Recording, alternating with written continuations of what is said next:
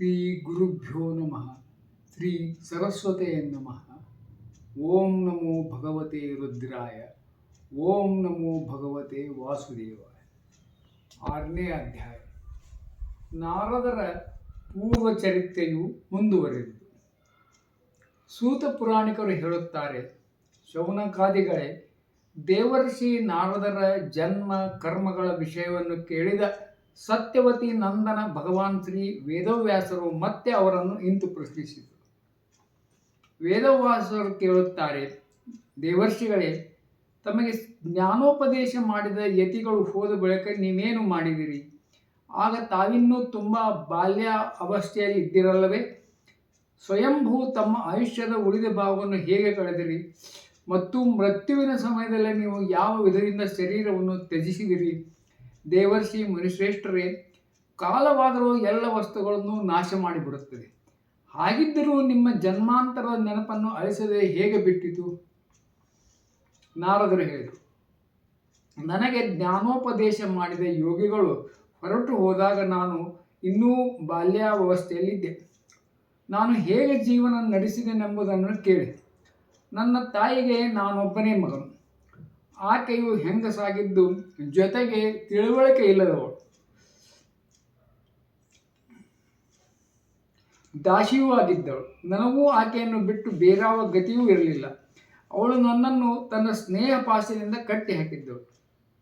ಅವಳು ನನ್ನ ಯೋಗಕ್ಷೇಮದ ಕುರಿತು ಬಹಳ ಚಿಂತಿಸುತ್ತಿದ್ದರೂ ಪರಾಧೀನಳಾದ ಕಾರಣ ಏನನ್ನೂ ಮಾಡಲವರದಾಗಿದ್ದಳು. ಸೂತ್ರದ ಗೊಂಬೆ ಕುಣಿಸುವವನ ಅಧೀನವಿದ್ದು ಅವನ ಇಚ್ಛೆಯಂತೆ ಕುಣಿಯುವ ಹಾಗೆ ಈ ಇಡೀ ಪ್ರಪಂಚವು ಈಶ್ವರನ ಅಧೀನದಲ್ಲಿದೆ. ನಾನೂ ಕೂಡ ನನ್ನ ತಾಯಿಯ ಸ್ನೇಹ ಬಂಧನದಲ್ಲಿ ಬಂಧಿತನಾಗಿ ಆ ಬ್ರಾಹ್ಮಣರ ವಸತಿಯಲ್ಲೇ ಇರುತ್ತಿದ್ದೆ. 5 ವರ್ಷ ವಯಸ್ಸಾದಾಗ ನನಗೆ ದಿಶೆ, ದೇಶ, ಕಾಲ ಸಂಬಂಧವಾಗಿ ಏನೂ ಅರಿವಿರಲಿಲ್ಲ. ಹೀಗಿರುವಾಗ ಒಂದು ದಿನ ರಾತ್ರಿ ನನ್ನ ತಾಯಿಯು ಹಾಲು ಕರೆಯಲು ಮನೆಯಿಂದ ಹೊರಗೆ ಹೋಗುವಾಗ ದಾರಿಯಲ್ಲಿ ಆಕೆಯ ಕಾಲು ಒಂದು ಹಾವಿಗೆ ತಗುಲಿತು. ಅದು ಆ ಬಡಪಾಯಿಯನ್ನು ಕಚ್ಚಿಬಿಟ್ಟಿತು. ಇದರಲ್ಲಿ ಸರ್ಪದ್ದೇನು ತಪ್ಪಿದೆ? ಮೃತ್ಯುವಿನ ಪ್ರೇರಣೆಯೇ ಹೀಗಿತ್ತು. ಭಕ್ತರ ಮಂಗಳವನ್ನೇ ಬಗಸುವ ಭಗವಂತನು ಹೀಗೆ ಅನುಗ್ರಹವೇ ಮಾಡಿರುವನು ಎಂದು ನಾನು ತಿಳಿದು ಉತ್ತರ ದಿಕ್ಕಿನ ಕಡೆಗೆ ಹೊರಟು ಬಿಟ್ಟೆ. ಹೀಗೆ ಒಬ್ಬಂಟಿಗನಾಗಿ ಹೋಗುತ್ತಿದ್ದ ನನಗೆ ದಾರಿಯಲ್ಲಿ ಅನೇಕ ಧನಧಾನ್ಯ ಸಂಪನ್ನ ದೇಶಗಳು, ನಗರಗಳು, ಗ್ರಾಮಗಳು, ಗೊಲ್ಲರ ದೊಡ್ಡಿಗಳು, ಬಗೆ ಬಗೆಯ ಗಣಿಗಳು, ರೈತರ ಕೊಪ್ಪಲು, ನದಿಗಳು, ಪರ್ವತದ ತಪ್ಪಲಿನ ಸಣ್ಣ ಊರುಗಳು, ಶಿಬಿರಗಳು, ದೊಡ್ಡ ಮರಗಳ ತೋಪುಗಳು, ಅರಣ್ಯಗಳು, ಉದ್ಯಾನವನಗಳು, ಬಣ್ಣ ಬಣ್ಣದ ಧಾತುಗಳಿಂದ ಕಂಗೊಳಿಸುವ ವಿಚಿತ್ರವಾದ ಪರ್ವತಗಳು ಕಾಣಿಸಿದವು. ಕೆಲವು ಕಡೆಗಳಲ್ಲಿ ಆನೆಯಿಂದ ಮುರಿಯಲ್ಪಟ್ಟ ರೆಂಬೆಗಳುಳ್ಳ ಕಾಡು ಮರಗಳನ್ನು ನೋಡಿದೆ. ಬಗೆ ಬಗೆಯ ಚಿಲಿಪಿಕುಟ್ಟುವ ಪಕ್ಷಿಗಳಿಂದಲೂ ಝೇಂಕರಿಸುವ ದುಂಬೆಗಳಿಂದಲೂ ಕೂಡಿದ ದೇವತಾ ಪೂಜೆಗೆ ಉಪಯೋಗಿಯಾದ ಕಮಲ ಪುಷ್ಪಗಳಿಂದ ನಳನಳಿಸುತ್ತ ತಣ್ಣೀರಿನಿಂದ ತುಂಬಿದ ತಾವರೆ ಕೊಳಗಳೂ ನನಗೆ ಸಿಕ್ಕಿದವು.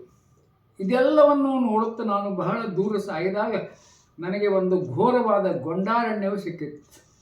ಅದರಲ್ಲಿ ಬಗೆ ಬಗೆಯ ಜೊಂಡು ಹುಲ್ಲುಗಳು, ಬೆತ್ತಗಳು, ದರ್ಬೆಗಳು, ಪೊದೆಗಳು, ಗಾಳಿಗೆ ಶಬ್ದ ಮಾಡುತ್ತಿದ್ದ ಬಿದಿರ ಮೆಳೆಗಳು, ಇವುಗಳಿಂದ ದಟ್ಟವಾಗಿ ಭೀಕರವಾಗಿ ಕಾಣುತ್ತಿತ್ತು. ಭಯಂಕರ ಆಕಾರದ ಹಾವುಗಳು, ಗೂಬೆ, ನರಿಗಳು ಮುಂತಾದವುಗಳ ವಾಸಸ್ಥಳವಾದ ಭಯಾನಕ ಗೊಂಡಾರಣ್ಯವನ್ನು ಕಂಡೆರು. ನನ್ನ ದೇಹೇಂದ್ರಿಯಗಳು ನಡೆದು ಬಳಲಿ ಹೋಗಿದ್ದು. ಜೊತೆಗೆ ತಡೆಯಲಾರದಷ್ಟು ಹಸಿವು, ಬಾಯಾರಿಕೆಗಳು ನನ್ನನ್ನು ಬಾಧಿಸುತ್ತಿದ್ದವು. ಆಗ ಅಲ್ಲಿದ್ದ ನದಿಯೊಂದರಲ್ಲಿ ಸ್ನಾನ ಮಾಡಿ ನೀರು ಕುಡಿದು ಆಚಮನ ಮಾಡಿ ಆಯಾಸವನ್ನು ಪರಿಹರಿಸಿಕೊಂಡೆ. ನಂತರ ಆ ನಿರ್ಜನವಾದ ಅರಣ್ಯದಲ್ಲಿ ಒಂದು ಅರಳಿ ಮರದ ಬುಡದಲ್ಲಿ ಕುಳಿತು ಅಂತರ್ಯಾಮಿಯಾದ ಪರಮಾತ್ಮನ ಸ್ವರೂಪವನ್ನು ಆ ಯೋಗಿಗಳಿಂದ ಕೇಳಿದ ರೀತಿಯಲ್ಲೇ ಧ್ಯಾನ ಮಾಡತೊಡಗಿದೆ.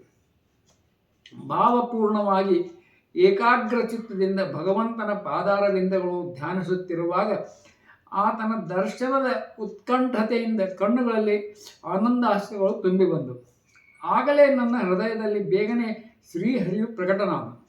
ಮಹರ್ಷಿಯೇ, ಆಗ ಪ್ರೇಮ ಭಾವದ ಉದ್ರೇಕದಿಂದ ನಾನು ರೋಮಾಂಚಿತನಾಗಿ ಅನಿವರ್ಚನೀಯವಾದ ಸುಖವನ್ನು ಅನುಭವಿಸಿದೆನು.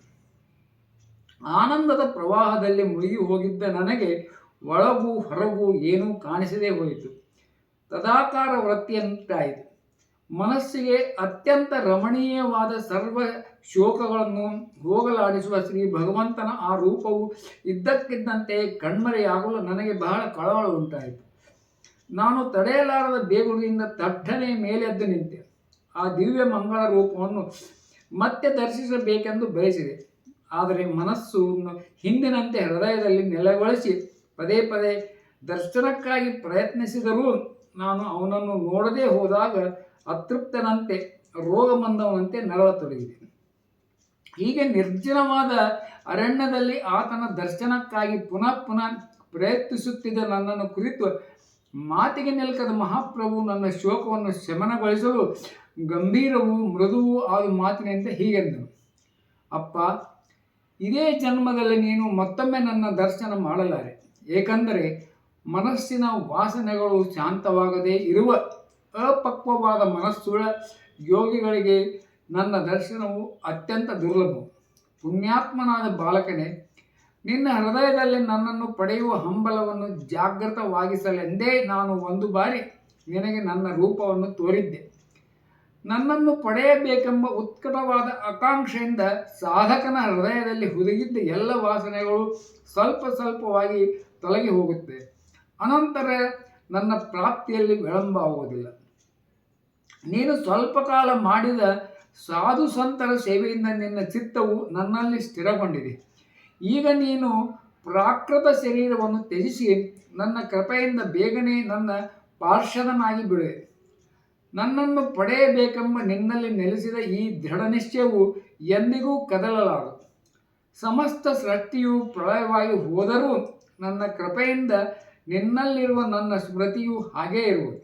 ಇಷ್ಟು ಹೇಳಿ ಆಕಾಶದಂತೆ ಅವ್ಯಕ್ತ ಸರ್ವಶಕ್ತಿಗಳ ಮಹಾನ್ ಪರಮಾತ್ಮನು ಮೌನವಾದ. ನಾನೂ ಕೂಡ ಆ ಪರಮ ಕೃಪೆಯನ್ನು ಮನಗಂಡು ಮಹತೋಮಹಿಮನಾದ ಆ ಭಗವಂತನಿಗೆ ತಲೆಬಾಗಿ ನಮಸ್ಕರಿಸಿದೆ. ಆವಾಗಿನಿಂದ ನನ್ನ ನಾಚಿಕೆ ಸಂಕೋಚ ಬಿಟ್ಟು ಶ್ರೀ ಭಗವಂತನ ರಹಸ್ಯಮಯವೂ ಮಂಗಳಮಯವೂ ಆದ ನಾಮಗಳನ್ನು ಲೀಲೆಗಳನ್ನು ಕೀರ್ತಿಸುತ್ತಾ ಸ್ಮರಿಸುತ್ತಾ ಭೂಮಿಯಲ್ಲಿ ಸಂಚರಿಸುತ್ತಾ ಮದಮಾತ್ಸರ್ಯ ಆಸೆಗಳನ್ನು ತೊರೆದು ಸಂತುಷ್ಟ ಮನಸ್ಸಿನಿಂದ ಕೂಡಿ ಕಾಲವನ್ನು ಎದುರು ನೋಡುತ್ತಾ ಇರತೊಡಗಿತು. ಬ್ರಹ್ಮರ್ಷಿಗಳೇ, ಹೀಗೆ ಶ್ರೀ ಕೃಷ್ಣ ಭಾವದಿಂದ ತುಂಬಿದ ಮತಿಯುಳ್ಳವನಾಗಿ ನಿರ್ಲಿಪ್ತನಾಗಿ ಪರಿಶುದ್ಧವಾದ ಹೃದಯದಿಂದ ಕಾಲ ತಳ್ಳುತ್ತಿರುವಾಗಲೇ ವರ್ಷಾಕಾಲದಲ್ಲಿ ದಿಢೀರನೆ ಸುಳಿಯುವ ಮಿಂಚಿನಂತೆ ನಾನು ನಿರೀಕ್ಷಿಸಿದ್ದ ಕಾಲವು ಬಂದೇ ಬಿಟ್ಟಿತು. ಪರಿಶುದ್ಧವಾದ ಶ್ರೀ ಭಗವಂತನ ಪಾರ್ಶ್ವದ ಶರೀರವನ್ನು ಹೊಂದುವ ಸಮಯ ಬಂದೊಡನೆ ಪ್ರಾರಬ್ಧ ಕರ್ಮವು ಕಳೆದು ಹೋದುದರಿಂದ ಪಾಂಚಭೌತಿಕ ಶರೀರವು ಕಳಿಸಿ ಬಿದ್ದು ಹೋಯಿತು. ಆ ಕಲ್ಪದ ಕೊನೆಯಲ್ಲಿ ಭಗವಂತನಾದ ಶ್ರೀಮನ್ನಾರಾಯಣನು ಪ್ರಳಯ ಕಾಲದ ಸಮುದ್ರ ಜಲದಲ್ಲಿ ನಿದ್ರೆ ಮಾಡಲು ಸಂಕಲ್ಪಿಸಿದನು. ಆಗ ಬ್ರಹ್ಮದೇವರು ತನ್ನ ಸೃಷ್ಟಿಯನ್ನು ಉಪಸಂಹಾರಗೈದು ಪರಮಾತ್ಮನಲ್ಲಿ ಸೇರಿಕೊಳ್ಳುವಾಗ ನಾನೂ ಅವರ ಉಸಿರಿನೊಡನೆ ಉಸಿರಾಗಿ ಭಗವಂತನ ಹೃದಯವನ್ನು ಪ್ರವೇಶಿಸಿಬಿಟ್ಟೆನು. 1000 ಚತುರ್ಯುಗಗಳು ಕಳೆದ ಬಳಿಕ ಬ್ರಹ್ಮನು ಎಚ್ಚರಗೊಂಡು ಪುನಃ ಸೃಷ್ಟಿಯನ್ನು ಮಾಡಲು ಇಚ್ಛಿಸಿದಾಗ ಅವನ ಪ್ರಾಣಗಳ ಮೂಲಕ ಮರಿಚ್ಯಾದಿ ಋಷಿಗಳೊಂದಿಗೆ ನಾನೂ ಪ್ರಕಟಗೊಂಡೆನು. ಅಂದಿನಿಂದ ನಾನು ಭಗವಂತನ ಕೃಪೆಯಿಂದ 3 ಲೋಕಗಳಲ್ಲಿಯೂ ಒಳಗೂ ಹೊರಗೂ ಯಾವ ಅಡೆತಡೆ ಇಲ್ಲದೆ ಸಂಚರಿಸುತ್ತಿರುವೆನು. ಭಜನರೂಪಿ ಜೀವನದ ನನ್ನ ವ್ರತವು ಅಖಂಡವಾಗಿ ನಡೆಯುತ್ತಾ ಇದೆ. ಭಗವಂತನು ಅನುಗ್ರಹಿಸಿರುವ ನಾದಬ್ರಹ್ಮನಿಂದ ಅಲಂಕೃತವಾದ ಈ ಮಹತಿ ಎಂಬ ವೀಣೆಯನ್ನು ನುಡಿಸುತ್ತಾ ಶ್ರೀಹರಿಯ ದಿವ್ಯ ಲೀಲಾ ಕಥೆಗಳನ್ನು ಹಾಡುತ್ತಾ ಸಂಚರಿಸುತ್ತಿದ್ದೇನೆ. ಸ್ತೋತ್ರ ಪ್ರಿಯನು, ತೀರ್ಥಗಳಿಗೆ ಆಶ್ರಯವಾದ ಪವಿತ್ರ ಪಾದನೂ ಆಗಿರುವ ಶ್ರೀ ಭಗವಂತನ ಅದ್ಭುತವಾದ ಲೀಲಾವಿಲಾಸಗಳನ್ನು ನಾನು ಗಾನ ಮಾಡಿ ತೊಡಗಿದಾಗ ಆ ಪ್ರಭುವು ಕೂಗಿ ಕರೆಯಲ್ಪಟ್ಟವನಂತೆ ಒಡನೆ ನನ್ನ ಹೃದಯಕ್ಕೆ ಬಂದು ದಿವ್ಯ ದರ್ಶನವನ್ನು ದಯಪಾಲಿಸುತ್ತಾನೆ. ನಿರಂತರ ವಿಷಯ ಭೋಗಗಳ ಕಾಮನೆಯಿಂದ ಚಿತ್ತವು ಆತುರವಾದ ಜನರಿಗಾಗಿ ಭಗವಂತನ ಲೀಲೆಗಳ ಕೀರ್ತನೆಯು ಸಂಸಾರ ಸಾಗರದಿಂದ ಪಾರಾಗಿ ಹೋಗಲು ಹಡಗಿನಂತಿದೆ. ಇದು ನನ್ನ ಅನುಭವವಾಗಿದೆ. ಕಾಮಲೋಭಾದಿ ಏಟುಗಳಿಂದ ಪದೇ ಪದೇ ಗಾಯಗೊಂಡ ಹೃದಯವು ಶ್ರೀಕೃಷ್ಣನ ಸೇವೆಯಿಂದ ಪ್ರತ್ಯಕ್ಷ ಶಾಂತಿಯನ್ನು ಅನುಭವಿಸುವುದು. ಯಮ ನಿಯಮಾದಿ ಯೋಗ ಮಾರ್ಗದಿಂದಲೂ ಅಂತಹ ಶಾಂತಿಯು ದೊರೆಯಲಾರದು. ಪುಣ್ಯಾತ್ಮರೇ, ನಿಮ್ಮ ಪ್ರಶ್ನೆಗಳಿಗೆ ಉತ್ತರವಾಗಿ ನನ್ನ ಜನ್ಮ, ಕರ್ಮ ಮತ್ತು ಸಾಧನೆಯ ರಹಸ್ಯಗಳನ್ನು ನಿರೂಪಿಸಿದ್ದೇನೆ. ನಿಮ್ಮ ಆತ್ಮತುಷ್ಟಿಗೆ ಉಪಾಯವನ್ನು ತಿಳಿಸಿರುವೆ. ಸೂತ ಪುರಾಣಿಕರು ಹೇಳುತ್ತಾರೆ, ಶೌನಕಾದಿ ಋಷಿಗಳೇ, ಹೀಗೆ ಪರಮಪೂಜ್ಯರಾದ ದೇವಋಷಿ ನಾರದರು ವ್ಯಾಸರೊಡನೆ ಸಂಭಾಷಣೆ ನಡೆಸಿ ಅವರ ಅನುಮತಿಯನ್ನು ಪಡೆದುಕೊಂಡು ವೀಣೆಯನ್ನು ನುಡಿಸುತ್ತಾ ಇಷ್ಟ ಬಂದಲ್ಲಿಗೆ ಸಂಚರಿಸಲು ಹೊರಟು ಹೋದರು. ಆಹಾ, ದೇವರ್ಷಿ ನಾರದರು ಎಷ್ಟು ಧನ್ಯರು! ಯಾವಾಗಲೂ ತಮ್ಮ ದಿವ್ಯ ವೀಣೆ ಮೂಲಕ ಶಾರಂಗಪಾಣಿಯಾದ ಭಗವಂತನ ಕೀರ್ತನೆಯನ್ನು ಹಾಡುತ್ತಾ ತಾವು ಆನಂದ ಮಗ್ನರಾಗುವುದರಲ್ಲದೆ ತಾಪತ್ರಗಳಿಂದ ಬೆಂದು ಬೆಳೆದ ಜಗತ್ತನ್ನು ಆನಂದ ಪರವಶವನ್ನಾಗಿ ಮಾಡಿಬಿಡುತ್ತಿದ್ದಾರಲ್ಲವೇ. 6ನೇ ಅಧ್ಯಾಯ ಮುಗಿಯಿತು. ಇತಿ ಶ್ರೀಮದ್ ಭಾಗವತ ಮಹಾಪುರಾಣೆ ಪರಮಹಂಸ ಸಂಹಿತಾ ಪ್ರಥಮ ಸ್ಕಂದೆ ವ್ಯಾಸ ನಾರದ ಸಂವಾದೆ 6ಠೋಧ್ಯಾಯ.